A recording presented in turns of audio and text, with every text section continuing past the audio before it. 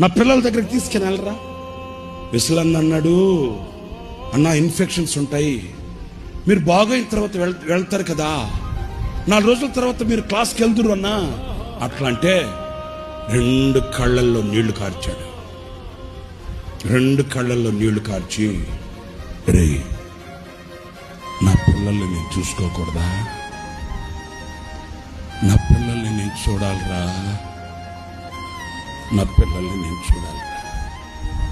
ఆయన కళ్ళల్లో నీళ్లు చూడగానే ఏం చేయాలో అర్థం కాక ఆయన మంచాన్ని అట్లాగే బయటకు పట్టుకొచ్చేసి బైబిల్ సెమినార్కి తీసుకెళ్ళి, ఆ బైబిల్ సెమినార్ పిల్లలకి కనబడేటట్లు మంచాన్ని ఇట్లా ఏటవాలుగా పెడితే మైక్ కూడా పట్టుకోలేని పరిస్థితుల్లో మేము ఒకరు మైక్ చేతి దగ్గర పట్టుకుంటే మరణం అనే మంచం మీద పడుకొని కూడా తన బిడ్డల్ని కళ్ళారా చూసుకొని 30 గంట వాక్యం చెప్పాడు.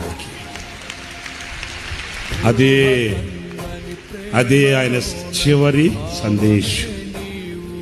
త్రిత్వాన్ని గురించి 30 గంట నోట్లో మాట పెగలట్లే. శక్తిని కూడగట్టుకుంటాడు,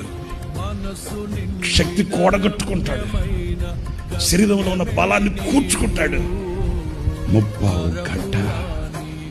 నా ప్రియులారా, ఈ చరిత్రని మీకు ఎందుకు చెప్తున్నాను? ఏదో నా ఆత్మీయ తండ్రిని పొగుడుకోవడానికి కాదు, మీ దగ్గర మన్నను పొందడానికి కాదు. మేము చూచిన పనివాడు అట్లాంటి వాడు, మా ముందున్న మాదిరి అట్లాంటి వాడు, మేము నేర్చుకుని నా హితోపదేశం అట్లాంటిది.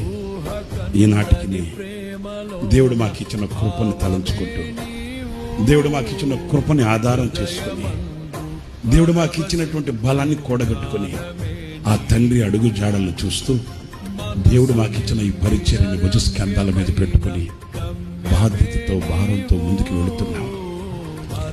అవును, ఈ రాత్రి నేను ఈ మాటలు మీతో ఎందుకు చెప్తున్నాను?